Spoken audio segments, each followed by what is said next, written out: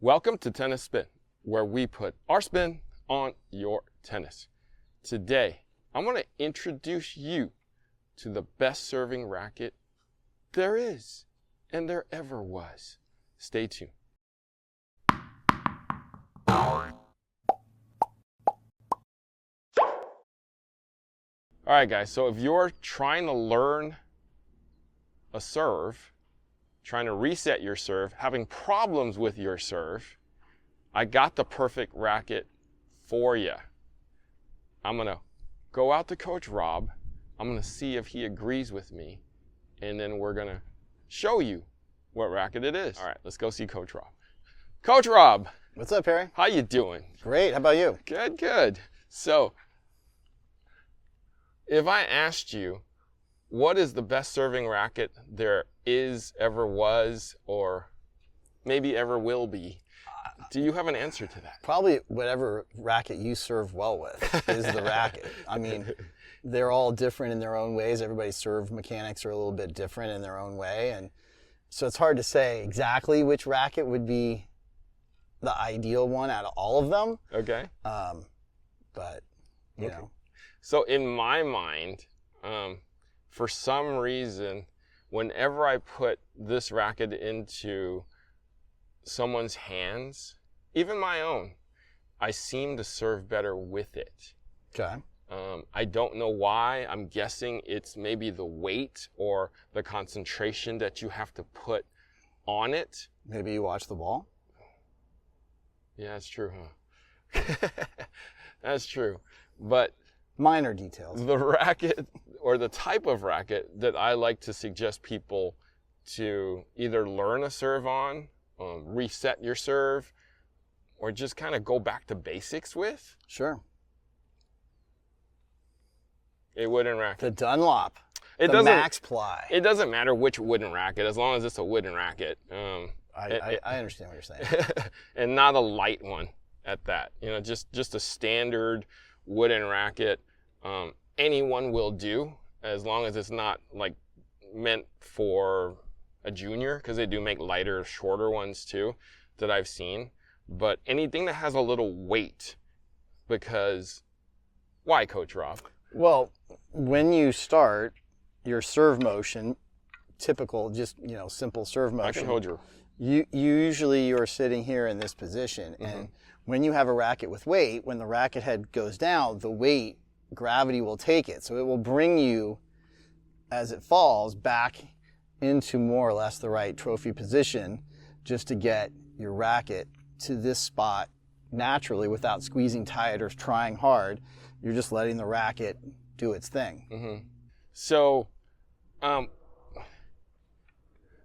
after you get into the trophy position, the extra weight helps what?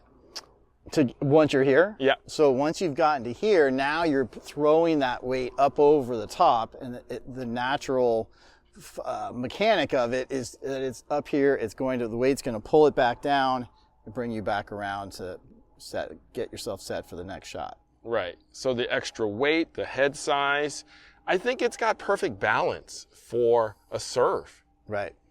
Right. Let's have you hit a few. Actually, I want to see how. So I usually leave the basket in front. Oh, really?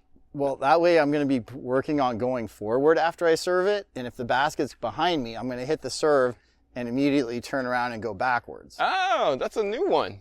Okay.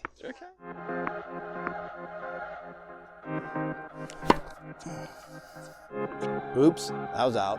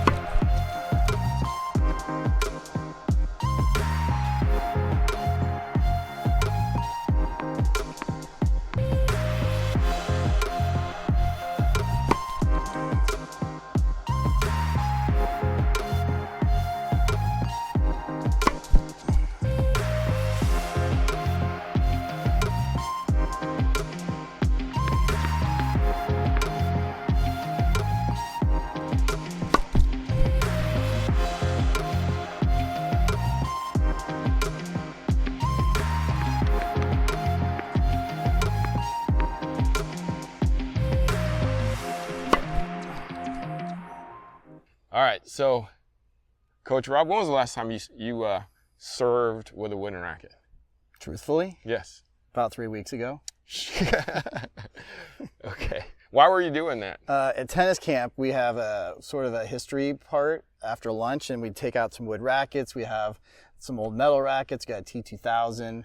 We got a Prince Classic, Prince Pro, sort of the evolution of how rackets have gone from wood to metal. The head sizes got bigger, went to the composites. We took out some old white tennis balls. And so we kind of show the kids, hey, here's kind of where the game has come from, and showing them how big their racket head is compared to the days of yesteryear when they were super small. And so we usually go out and we do a little demo, let the kids hit with them, let them try them, and just tell them not to scrape them on the court since, they're not making these anymore. So how did they do with them? The kids with good strokes, who had good form, no problem. They look great. The kids with a little wonkier stroke, it took them a couple to kind of slow down and make sure they're keeping their head still longer and watching the ball, looking at the seams and the label, because the ball's the size of the sweet spot. So if you're a little bit off and somebody likes to look up occasionally, they may have trouble. I don't know anybody like that, Harry, but you may foul a few off. So Okay. I didn't, Did they serve? No, I don't let them serve because I'm afraid one of them's going to, with these old leather grips, it's going to slide right out of their hand and Got it. So forehands and backhands is what I let the kids use. Got it. So when you served your first one, what did it feel like? Terrible. I missed. I had the whole box and I missed. That's terrible. No one's even hitting it back at me. But how'd it feel? Felt great. Okay. Except for the end result. And then after those, I listened and I heard that boom. Right. The sound of, you can hear it, feel it. Felt good. Felt great. So I grew up, so for those who don't know, I grew up playing with wood. So granted, that was a long time ago, but so putting one of these in my hands just feels natural. Do you think it'll feel natural for people to serve with it even to this day? For sure. If people have good mechanics, you put one in their hand, or if you have somebody that's trying to, work on a different technique, or they're trying to simplify their motion, you can take 2 rackets. If you don't have a wood one laying around, you can put 2 rackets in your hand and go through the motion. There's usually enough weight with 2 that you kind of will get the feeling of gravity doing the work for you. But nothing feels better than actually hitting a flat serve with a wooden racket. Flat or a little slice. You gotta be able to pull them off the court. Right. Now, when you're using the 2 rackets, you're not trying to hit a ball with it. Just to clarify. Don't hit a ball with 2. You're just going through the motion and trying to get the muscle memory to kick in a little bit. Right, but I feel like you can get these for a couple bucks at the thrift store. You should probably just invest in one and pull it off your mantle. Yeah, exactly. Pull it out of the garage. And that's usually where it's hidden. And go hit some serves with it, guys. Like, it'll feel fantastic. It'll reset your serve. And don't hit a lot. You don't want to hurt your arm because you're definitely not used to the weight. Right. But definitely you can go through the motion plenty of times, and that should be pretty good on your arm. And hit a couple of them, and then try it with your own racket. Right. So I feel like you're gonna learn a couple things from a wooden racket. If it's got a leather grip on it, you're gonna learn not to over grip. All right. And even if you smash it, hopefully it didn't cost you much, if anything. But it'll teach you that, and it'll teach you the throw, which is really important. The throw and the wrist snap, especially on like a flat serve or a slightly slice serve. So that's why I feel like it's important for us to use a wooden racket, and it's relevant today to try it. To reset your serve, or even to learn a serve, is what I keep saying. But yeah, you showed us the way for sure on those serves, and I'm glad I put you into this and for us to do this for you guys. Remember in the Venus and Serena movie when they were throwing the rackets? Yeah, definitely. Yeah, no, every now and then I'll take somebody, we got a field up above, and sometimes I let him take mine and just try to let him throw it. Mm-hmm. Like, my clunker's not going anywhere, it's not breaking, and let him go. Yep. And they kind of, you know, get the feel of reaching up and letting the racket head fly. Right. Perfect. Yeah, that's how I kind of learned too, just by throwing the old smashed up wooden rackets at the North Beach playground with my man Manuel back in the day. I know the other one we did was we would be up close at the net, sort of working on an overhead, but same idea. Was they would hit the ball intentionally short, so the lob landed on their side of the net, and we had to reach over to smash it.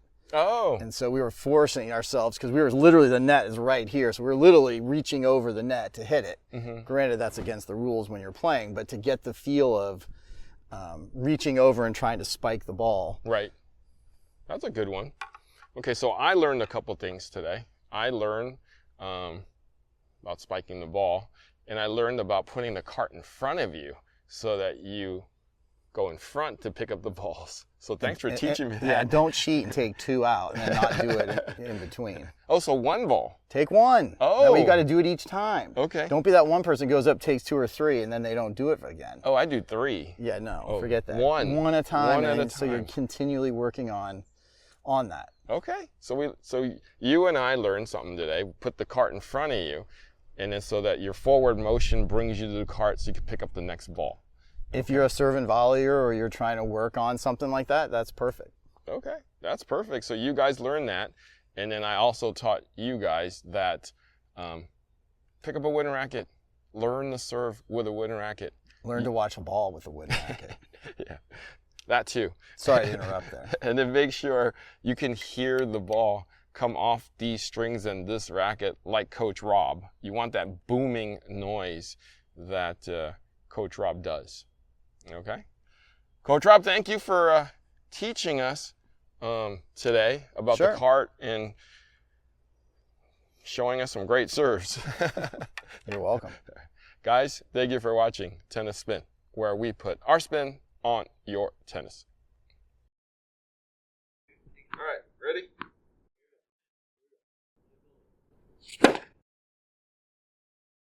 Out. The ball was in! You cannot be serious. You cannot be serious! The ball hit the paint. Paint flew up. Did you not see that? Are you blind? You need an eye doctor. You cannot be serious. Oh, wait. I have swing vision. The ball is in.